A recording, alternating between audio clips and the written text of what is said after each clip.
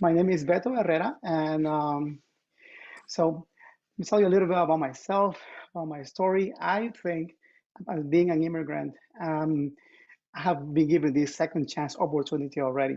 But let me tell you how everything started. My mom was a widow. She got because of my dad. He got killed when I was only 3 years old, and she tried really, really hard in Ecuador to sustain all three of us. Me being the oldest, and I have two younger siblings. And she actually became a dentist. She finished dental school as she was trying to sustain us, all three of us, and a very bad economy in Ecuador. So she ended up migrating to the US. About 6 years later, she was able to bring all of us over to New Jersey. So that was my first chance that we had. But in Ecuador, I could not remember the day when I was not with a soccer ball on my feet and just kicking the ball around with the kids in the neighborhood, or just being at the house hanging out with my grandmother with salsa music playing in the background, and just like sharing some steps with her in the kitchen. Like that was just part of me, part of who I was. I was always surrounded by people. Everybody in the neighborhood knew who I was. All the kids played together, and it was great. It was a great community to grow up in. But now I was here in the States, and I was missing that. So I was homesick, of course. I didn't have that community environment anymore because I was new to this country. I didn't know the language. I didn't know many people around. And I tried playing soccer, but it was not the same as. So I was missing that.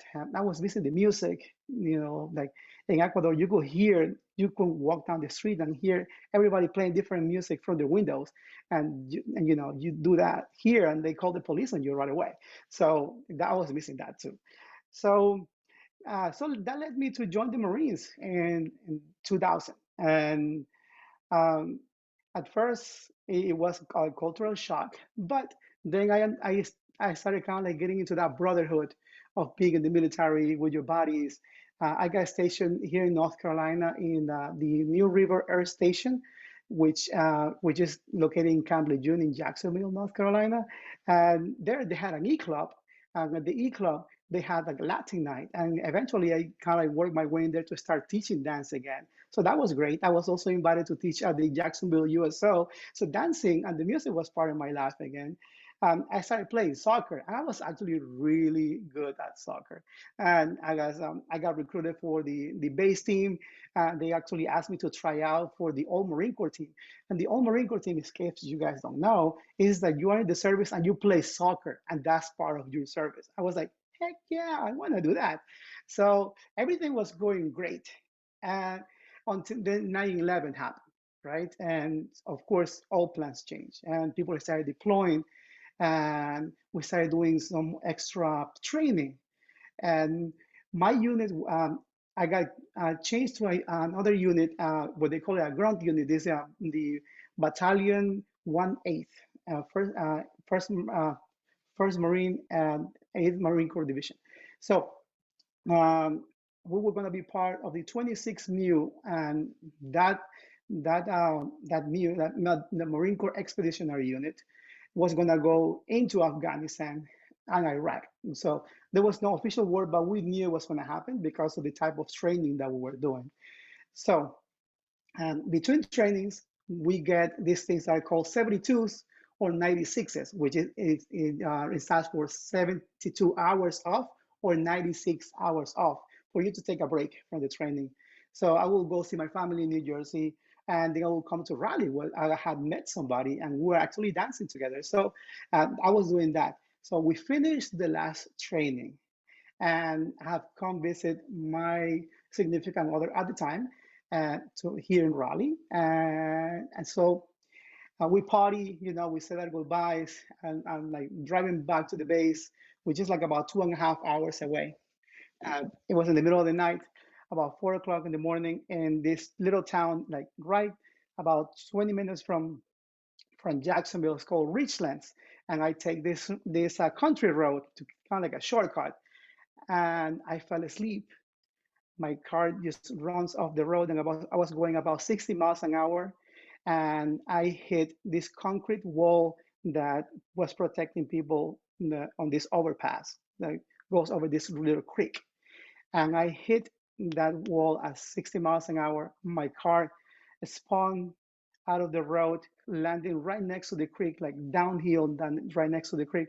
I was unconscious on impact, and I didn't know that was going on. I woke up to the emergency team knocking on my window, and I was at this point I was on the passenger side, which is crazy because if you really think about it, my seatbelt have hold me just enough not to fly out of the window, and also free me just enough so my feet, my legs will not be caught by the engine that ended up on the under the dashboard.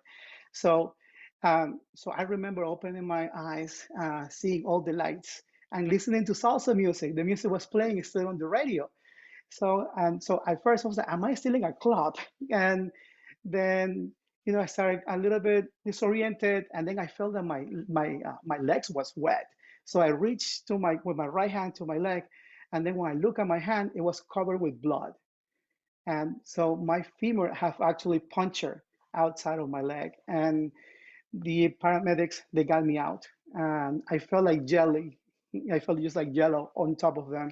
And from somebody who had never had stitches on his life to kind of like be in these conditions, which at that point I didn't know what it was, I felt completely helpless. They put me inside the helicopter and they airlifted me to the new Hanover Trauma Center in Wilmington. I woke up a few days later and to the news of the extent of my injuries. I have broken my jaw in 3 different places, which I have metal plates. I have broken my fourth metacarpal on my right hand, the patella on my right leg, a couple of bones on my ankle, my right ankle, and also the shattered middle section of my femur, which was now held together by this rod that's inside my femur. And the and I felt like okay, what's next, right? So they told me that of course I couldn't play soccer anymore. That was completely out of the question. And I asked them, so what about dancing? Do you think I'll be able to dance again? And the doctor said, "It's like I think that you should forget about that too."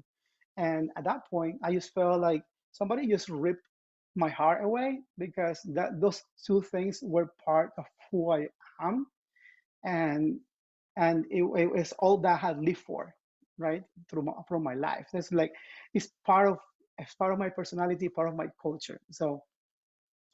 Uh, and I got discharged from the hospital and I started going to physical therapy, like every single day.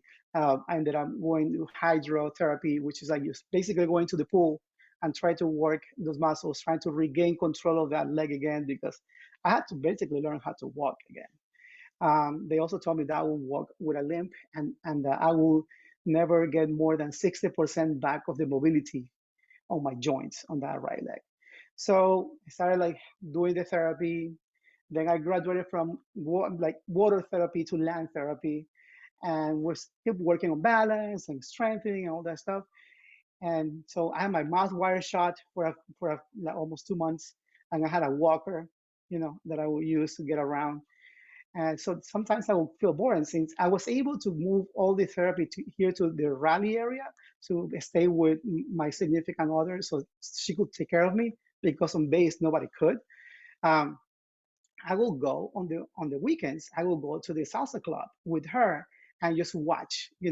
I watch everybody dancing. All my friends and students just dance, and then sometimes I will just feel um, like my feet were itching. So I would like just grab some friends. I would like grab her hand, put the walker in the middle of the dance floor, and then just like twirl her around, like give her some spins.